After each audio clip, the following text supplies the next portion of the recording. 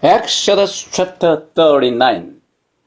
From the blue, purple, and scarlet yarn they made woven garments for ministering in the sanctuary. They also made sacred garments for Aaron as the Lord commanded Moses.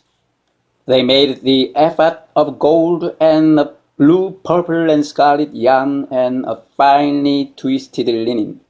They hammered out thin sheets of gold and cut strands to be worked into the blue, purple, and scarlet yarn and fine linen, the work of a skilled craftsman. They made shoulder pieces for the ephod, which were attached to two of its corners so it could be fastened. Its skillfully woven waistband was like it, one piece with the ephod and made with gold and with blue, purple, and scarlet yarn and with finely twisted linen, as the Lord commanded Moses. They mounted the onyx stones in gold filigree settings and engraved them like a seal with the names of the sons of Israel. Then they fastened them on the shoulder pieces of the ephod as memorial stones for the sons of Israel, as the Lord commanded Moses. They fashioned the breastpiece, the work of a skilled craftsman. They made it like the ephod, of gold and of blue, purple, and scarlet yarn and of finely twisted linen. It was square, a span long and a span wide and folded double. Then they mounted 4 rows of precious stones on it. In the first row there was a ruby, a topaz, and a beryl. In the second row a turquoise, a sapphire, and an emerald. In the third row a jacinth, an agate, and an amethyst. In the fourth row a chrysolite, an onyx, and a jasper. They were mounted in gold filigree settings.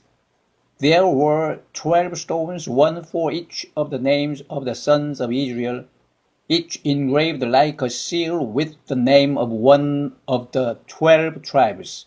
For the breastpiece they made braided chains of pure gold like a rope. They made 2 gold filigree settings and 2 gold rings and fastened the rings to 2 of the corners of the breastpiece.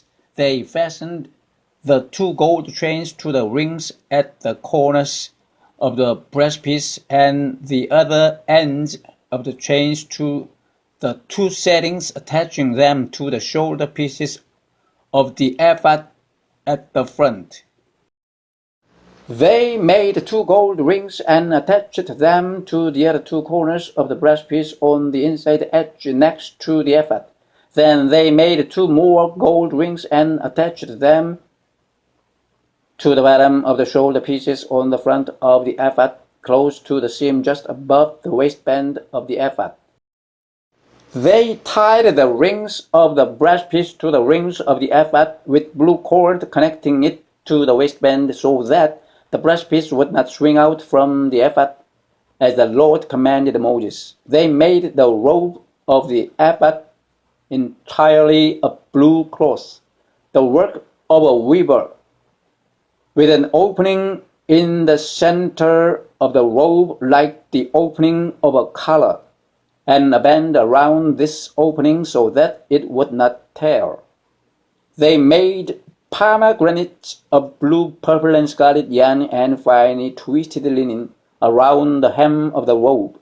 And they made bells of pure gold and attached them around the hem between the pomegranates.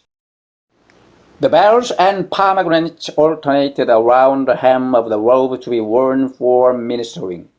As the Lord commanded Moses, for Aaron and his sons, they made tunics of fine linen, the work of a weaver, and the turban of fine linen, the linen headbands, and the undergarments of finely twisted linen. The sash was of finely twisted linen and blue, purple, and scarlet yarn, the work of an embroiderer, as the Lord commanded Moses. They made the plate the sacred diadem out of pure gold and engraved on it like an inscription on a seal, "Holy to the Lord." Then they fastened a blue cord to it to attach it to the turban, as the Lord commanded Moses. So all the work on the tabernacle, the tent of meeting, was completed. The Israelites did everything just as the Lord commanded Moses. Then they brought the tabernacle to Moses, the tent and all its furnishings, its clasps, frames, crossbars, posts, and bases, the covering of ram skins dyed red, the covering of hides of sea cows, and the shielding curtain, the ark of the testimony with its poles and the atonement cover, the table with all its articles, and the bread of the presence, the pure gold lampstand with its row of lamps and all its accessories, and the oil for the light, the gold altar, the anointing oil, the fragrant incense, and the curtain for the entrance to the tent, the bronze altar with its bronze railing, its poles, and all its utensils, the basin with its stand, the curtains of the courtyard with its posts and bases, and the curtain for the entrance to the courtyard, the ropes and tent pegs for the courtyard, all the furnishings for the tabernacle, the tent of meeting, and the woven garments worn for ministering in the sanctuary, both the sacred garments for Aaron, the priest, and the garments for his sons when serving as priests. The Israelites had done all the work just as the Lord had commanded Moses. Moses inspected the work and saw that they had done it just as the Lord had commanded. So Moses blessed them.